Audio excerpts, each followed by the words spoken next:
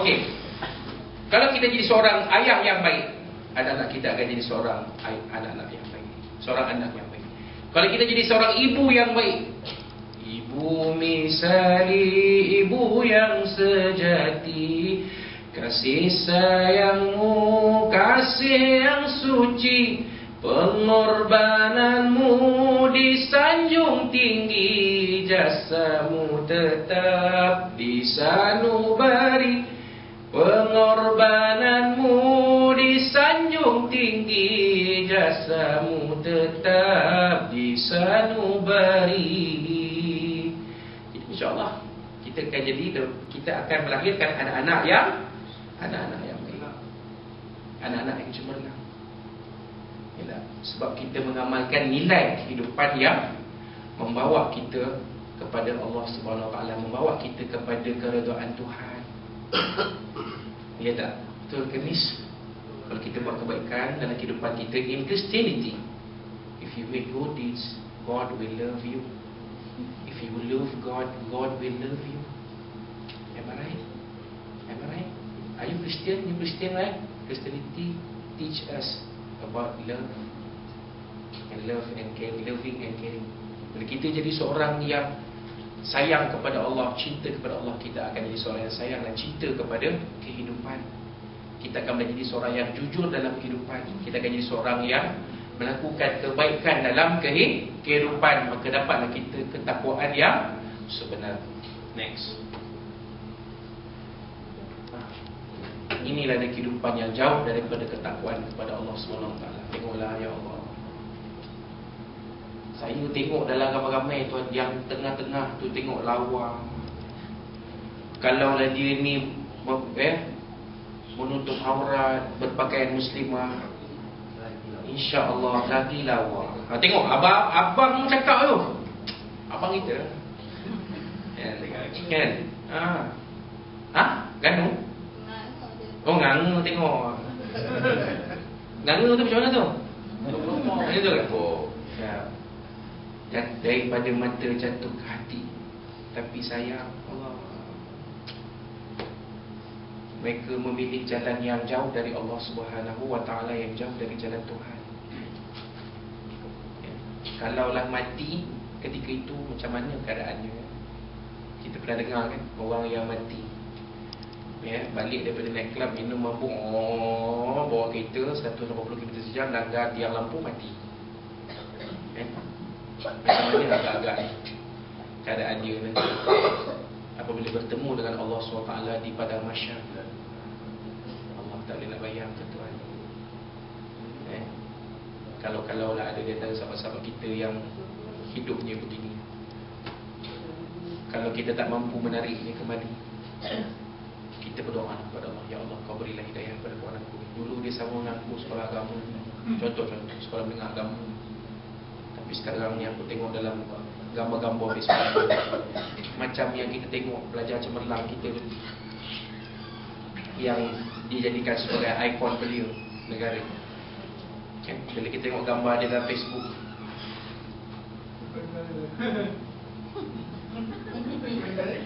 hati-hati dengan posing-posing yang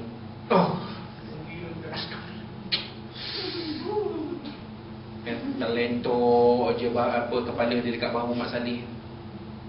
Kita jadi sedih tuan-tuan, kerana jalan hidupnya sudah lari daripada Allah Subhanahu, sudah jauh dari Allah Subhanahu Wa Taala. Yang ini kita tak nak.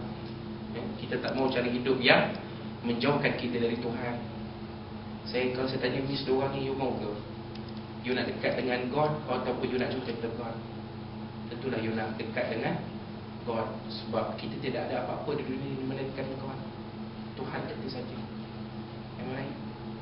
Bila kita buat satu benda yang Tuhan suka, maka Tuhan akan sayang kita dan melindungi kita di dunia ini.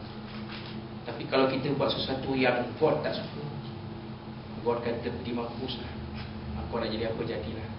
Betul tak? Dalam you punya agama Kristian, betul tak cakap macam tu? Miss, you Hindu atau Buddha? No, you no religion lah. Free thinker. Sepertiga pun kalau Islam lah, Allah Akbar. Aku tak tahu sebab kata ada dua. Oh ni depan ni. Oh you Kristian juga. Sama tak dalam Kristian? Serupa kan? Saya ingatkan baju sebelah-sebelah ingatkan kot sama kan. Ada dua orang kan. Sabah seorang, Sarawak seorang. Tengok ni macam muka Pak Mat kampung aku ni. Tak sangka pula apa Sarawak kan, Sarawak Sabah. Sarawak ni Sabah kan. Dia Sabah dia gunung sikit tu dia muka putih sikit. Sarawak dia di bawah sikit dia muka dia merah sikit.